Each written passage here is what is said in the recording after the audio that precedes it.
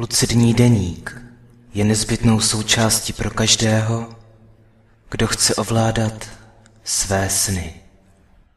Samotný pojem lucidita vyjadřuje vědomost.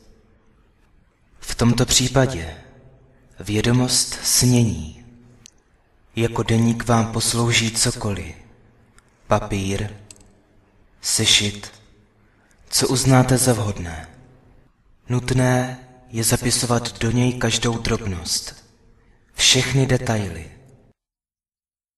Pokud se vám například zdá o létání nad budovami, tak je potřeba zapsat, jak tyto budovy vypadají, jakou mají barvu, jestli se lesknou, jaký jste cítili vítr, zda studený či ne.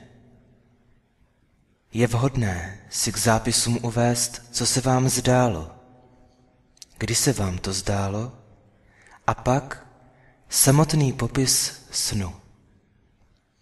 Metodou, jak si lépe zapamatovat sny, je natočit si budík mezi 4.